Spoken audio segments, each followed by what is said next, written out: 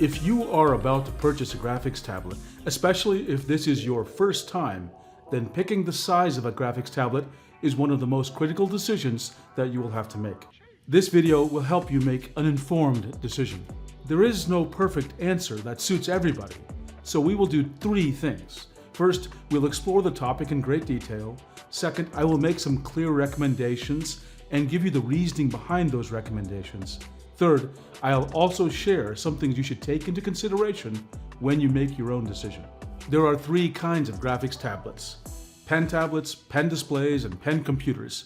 I will spend most of this time talking about pen tablets and pen displays, but everything I say will apply to all three kinds of graphics tablets.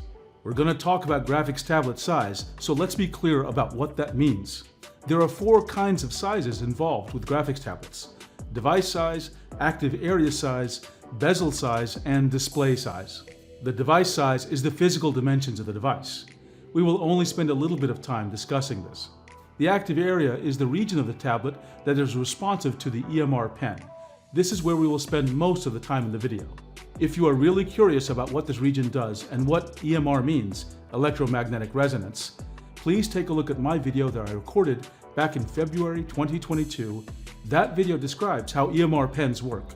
The link is in the video description below. The bezel is the remaining area on the surface of the graphics tablet that is not the active area. We won't spend any time discussing the bezel.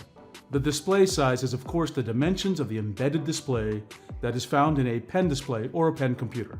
By definition, the display size will be exactly the same as the active area size. If this was not the case, then it would not be a very useful pen display or pen computer. When we talk about measuring the size of an area, we need to use a number. There are several options for us, but the one we will choose in this video is the pattern followed by TVs and displays. We will talk about the diagonal distance. Calculating the diagonal distance is easy. The formula is shown on the left. It's just the Pythagorean theorem.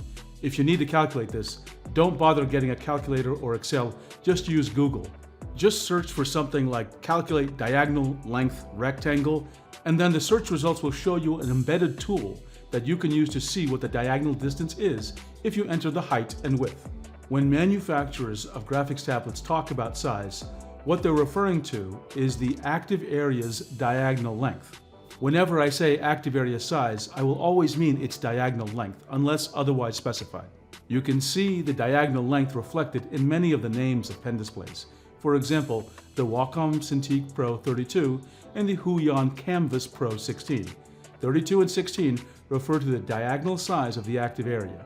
But those are pen displays. The situation is very different for pen tablets.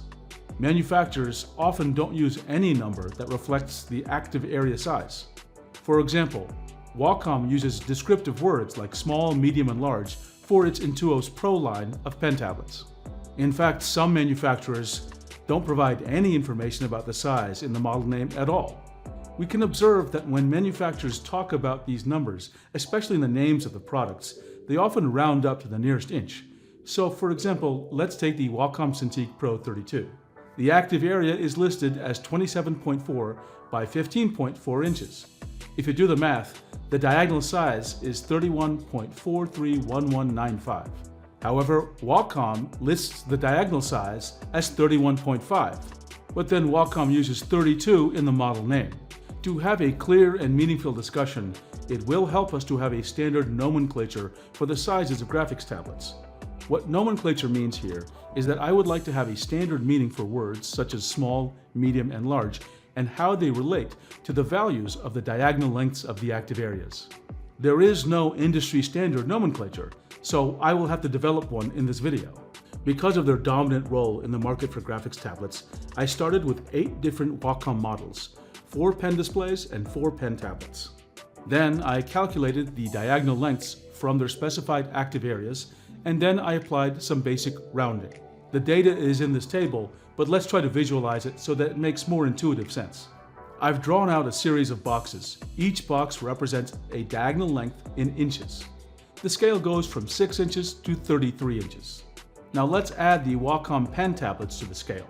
And now we'll add a separate scale to handle the Wacom pen displays. For each Wacom model, I've added the active area diagonal length that I manually calculated. Wacom uses names like small, medium, and large for their pen tablets, so I added those labels to the top scale. Wacom does not use those kinds of descriptive words for pen displays though, so I assigned the size labels myself based on what I thought was the best fit. Now we have a standard nomenclature for the sizes of graphics tablets that covers both pen tablets and pen displays. There are some interesting things we can notice here. Let's look at 23 inches on the pen tablet scale. This represents an old discontinued Wacom model, the Wacom Intuos 4 XL. At the lower end of both scales, we can observe that pen tablets tend to be much smaller than pen displays. If you take into account that the extra large pen tablet has long since been discontinued, the real overlap between pen tablets and pen displays occurs between 11 inches and 16 inches. And we can see that a large pen tablet is about the same size as a medium pen display, and a medium pen tablet is noticeably smaller than a small pen display. And again, as a reminder, when I say size, I'm talking about the active area diagonal. This scale is based on products from Wacom, but does it really reflect industry reality? Let's take a look. I collected specifications from about 70 different graphics tablets. About half were pen tablets and half were pen displays. I selected graphics tablets that are currently being offered by manufacturers, or ones that I saw people talking about in online forums. So while the data is obviously not complete or comprehensive, I think it is a reasonable representation of what you will find out there in the market. Every blue rectangle you see represents a single tablet that I found this way. Before we start going into great detail about this data, just a reminder, please don't fixate when the numbers are very close. So if something is 10 or 11, it doesn't really matter if they're just an inch apart. In order to make the tablet sizes fit these buckets, I had to do some rounding. So tablets might fit into adjacent buckets, even though in reality they might be really very close in size. What we really want to look at here is the overall distribution of where the spikes are in this graph, and also where tablets are distributed around those named size labels. Generally speaking, you can see the spikes do match up with all the labels that I gave for small, medium, large, and extra large.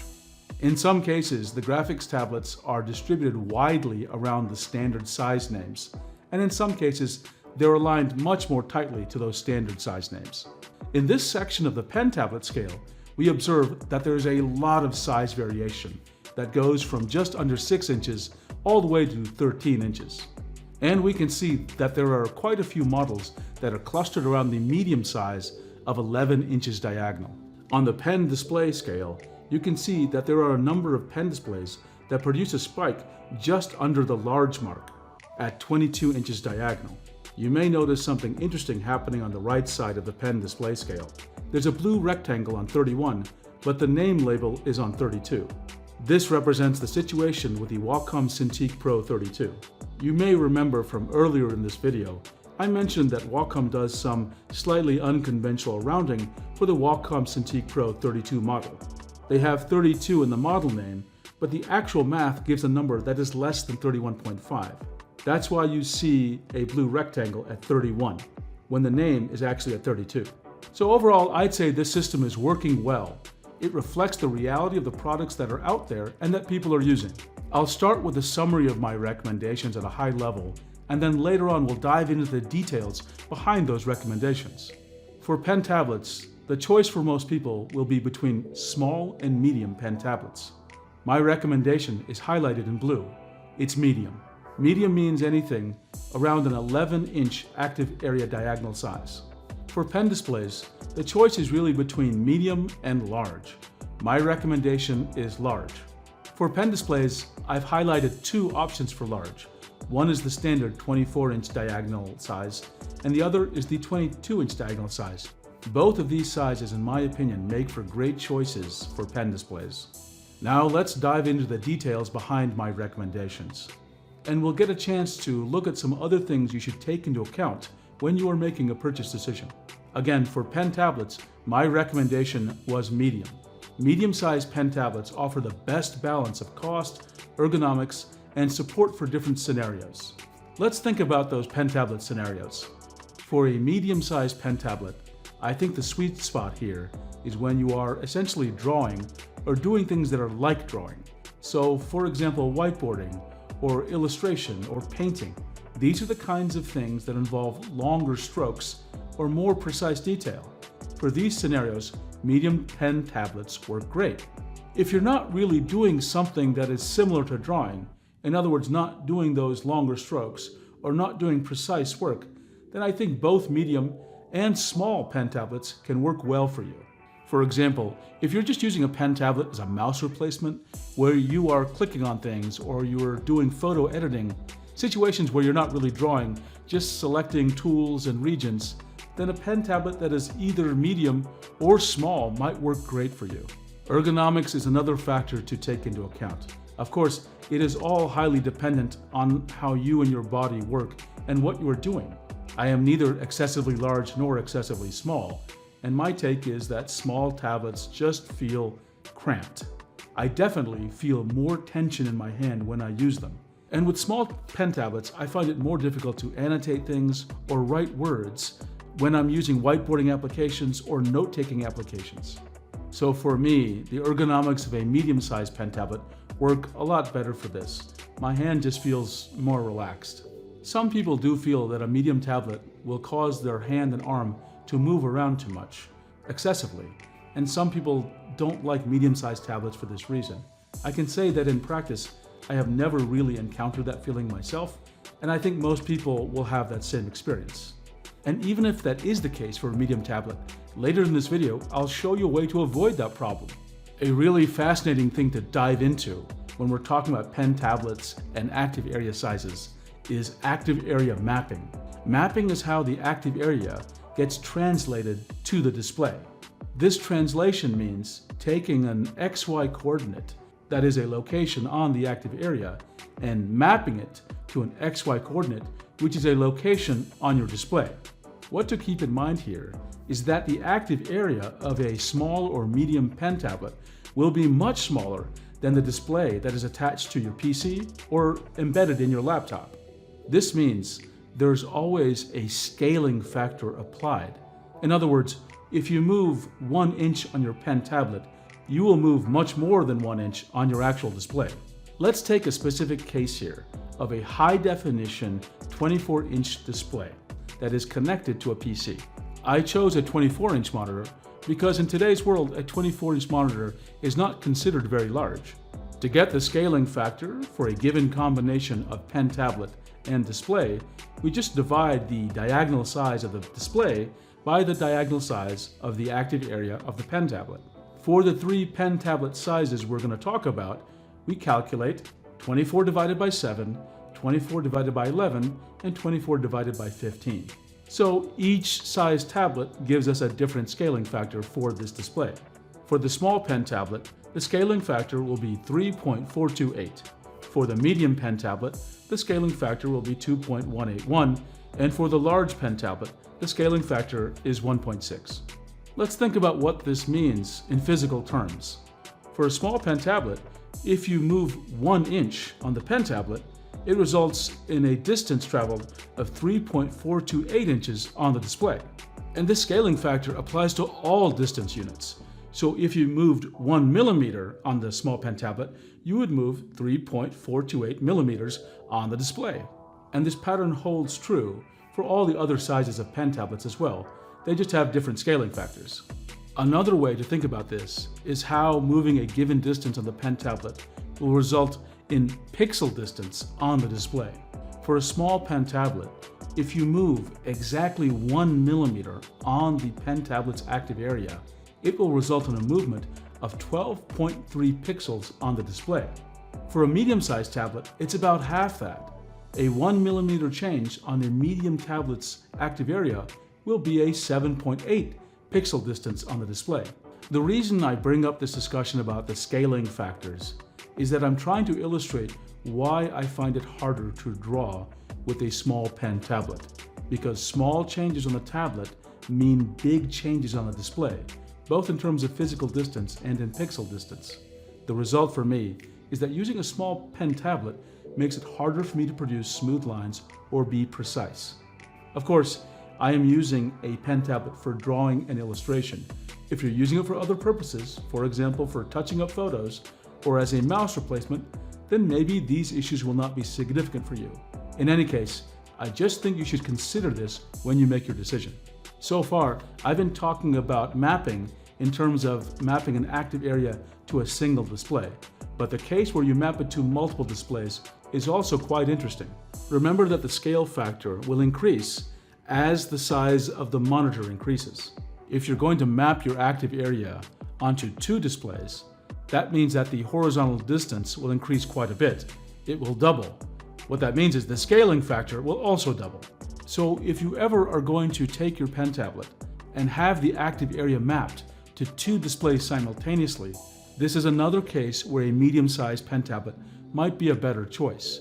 Because even though the scaling factor has to change, it will still be more reasonable for a medium tablet than a small tablet. Sometimes people are hesitant to use a medium pen tablet because they are concerned they'll have to make large gestures with their hands. And for ergonomic reasons, they'd rather not have to move their hand around so much. But you have to remember, you have a lot of control over the active area. You can actually make the active area smaller. So if you have a medium pen tablet and your arm is moving around just too much for your liking, you can shrink the active area and you can shrink it down to a region that you're more comfortable with. And in fact, you can make it match exactly the active area of a small tablet. So another benefit of getting a medium tablet is you can't go wrong with the active area. You can actually make it effectively behave exactly the same as a small tablet. However, if you get a small tablet, you obviously cannot increase the active area to match that of a medium tablet. This is another reason why I think a medium tablet is a very safe choice. Now, primarily, remember that I use a pen tablet and pen displays for essentially illustrations and artwork. I only do a little bit of whiteboarding. Let's take a look at a more famous example of people who are using pen tablets for whiteboarding type scenarios. And the best example I can think of is the Khan Academy. Many of you are familiar with the Khan Academy and all the educational videos they publish. So the question is, what kind of tablet do they recommend and what do they actually use? If you go to the Khan Academy documentation shown on the right, what it says they use for Khan Academy videos is a Wacom bamboo tablet, about $80. However, I think that documentation is a little out of date. On December 18th, 2022, Sal Khan himself published a video. In that video, he talks about the pen tablet explicitly. He lifts up the model that he's using and even says its name. It's a Wacom Intuos Pro Medium. So again, I think this is another piece of evidence that shows that a medium-sized pen tablet is a good choice. I've been talking about the details and thinking behind my recommendation for pen tablets. Now let's move on to the details behind my recommendation for pen displays. My recommendation for pen displays is to go with the large size, specifically 22 or 24 inches diagonal.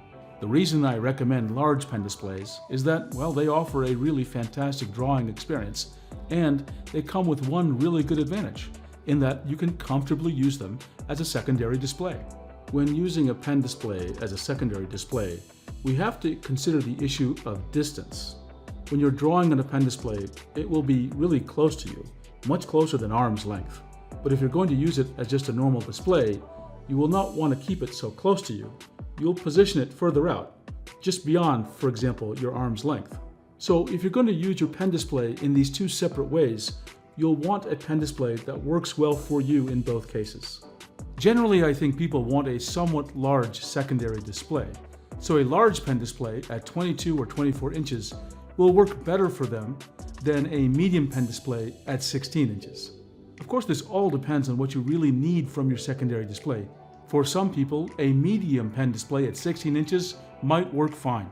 Another consideration to take into account when you're selecting a pen display is the size that will be required to display the user experience of applications you're using. So for example, if you're drawing something, your palettes and tools from your favorite application will occupy some screen real estate on your pen display. This means you're sort of losing some of your canvas space. For a large pen display at 22 or 24 inches, this isn't a big deal. There's plenty of space to go around.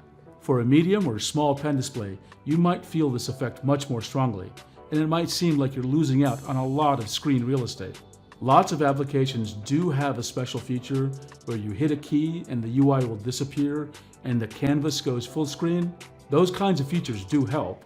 I personally do not like switching the UI to full screen mode like that because I just find it too visually disruptive, but many people are okay with it. What about extra large pen displays? Well, I've certainly tried those too, and they can be fantastic, but the truth is they are just really very expensive and they are very big. And if I'm going to make a recommendation, especially for your first pen display, I would certainly not start with that as the recommendation. Now there's something I call the iPad factor. To understand the iPad factor, I've added a third scale. I've marked the sizes on that scale that correspond to recent iPad models. The marks are at 8, 11, and 13. Conveniently, the iPad Pro 11 and the iPad Pro 12.9 are right around the same size as a small pen display. So if you want to explore a small pen display, and if you have an iPad available, you can kind of simulate the experience. Try drawing on an iPad first with an application like Procreate, and if you feel like that's enough room for you, then a small pen display might work, though I wouldn't normally recommend it. If you feel like there's not enough room, then that is a convincing argument for why you should get at least a medium pen display, if not a large pen display. Another reason that I bring up iPads is that there are a lot of people with pen tablets, and those people sometimes think that they should upgrade to a pen display because they should. I think there's a general sense for a lot of people that getting a pen display will really unlock a lot of their artistic and creative potential. And I'm going to admit to you now, I was one of those people too. When I bought my first pen display, which was a Wacom Cintiq 21UX, I took it out of the box, I started drawing, and within an hour I realized I just didn't like it so much. There was nothing wrong with it. It was just big and bulky, and primarily I just really underestimated what it would feel like to draw on a surface that was standing up instead of lying flat on my desk like a pen tablet. So the ergonomics just did not work for me. So for anyone out there that has a pen tablet and is looking to upgrade to a pen display, I would say this: if you have an iPad available, put it on a stand where it's mounted more vertically instead of flat on your desk, and then try to draw on it. If you don't like that experience, then you know a pen display might not be the right thing for you. So I've covered my thoughts about the sizes and given my recommendations and the details supporting my recommendations. What do I actually use? On these scales for both pen tablets and pen displays, I've highlighted in blue what I use in terms of size. For pen tablets, I used small and medium pen tablets for years and I loved them. However, something changed. In early 2022, on a whim, I decided to buy a Wacom Intuos Pro Large, which is a 15-inch diagonal. And not to sound like an advertisement, but the truth is, from the very first stroke I drew in Clip Studio Paint, the drawing experience was luxurious, and it felt so good. I liked it so much that within 1 hour after that first stroke of the pen, I had ordered another Wacom Intuos Pro Large for my other desktop computer. Now, I'm not recommending getting a large because they are more expensive. My recommendation is medium, but I wanted to be clear with you about what I actually use. And again, it is suited for the kinds of things I am doing, which are more illustration type scenarios. For pen displays, I currently have a small model, a medium model, and 2 large models. The small model is a Wacom 1. At 13 inches diagonal, I just don't enjoy using that. I also have a medium pen display. It's a 16-inch diagonal, a Huion canvas. I primarily use it as a secondary display for a laptop. When I am using it with a pen, I'm not drawing. I'm just using it for whiteboarding in an online meeting. When I'm doing artistic type things, illustration, then I use large pen displays. I have 2 Huion models. One's a 22-inch and one's a 24-inch diagonal. I prefer the 22-inch because it is slightly smaller and slightly less cumbersome on my desk and easier to move around. Overall, I use these models also as secondary displays. I mounted both of these pen displays to separate monitor arms so that I can easily move them closer and farther away depending on what I'm trying to do. For a couple of days out of every month, I might use them for illustration, and about once a week, I might use one of them for whiteboarding during an online meeting. Well, that concludes, I think, a rather detailed journey into graphics tablet sizes. We explored how these sizes work in general for graphics tablets. I talked about my recommendations and the details behind those recommendations. And I've given you some things to keep in mind when you're going to make your own purchase choice. Thank you for your time, and I hope you enjoyed this video.